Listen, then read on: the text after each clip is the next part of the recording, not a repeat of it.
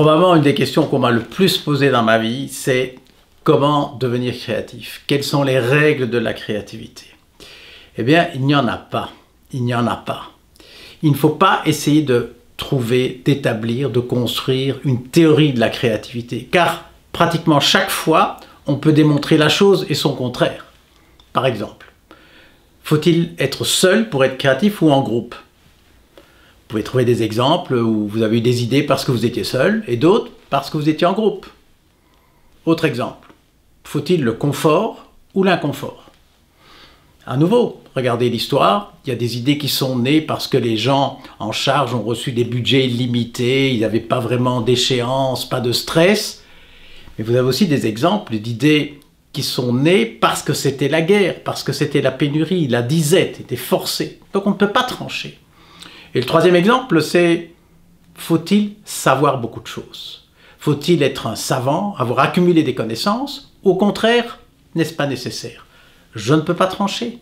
C'est sûr, Einstein et d'autres ont probablement eu des idées fabuleuses parce qu'ils avaient accumulé énormément de connaissances. Mais je peux vous donner beaucoup d'exemples d'idées qui sont nées précisément parce qu'il n'y avait pas de connaissances. On va faire un petit exercice.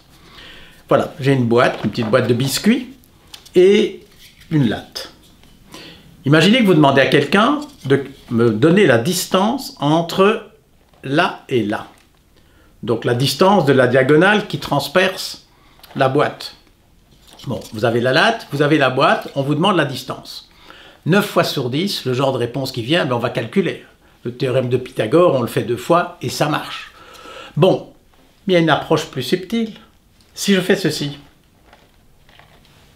et si je fais ça, je bouge la boîte d'une longueur, eh bien je peux mesurer ici exactement la distance de la diagonale.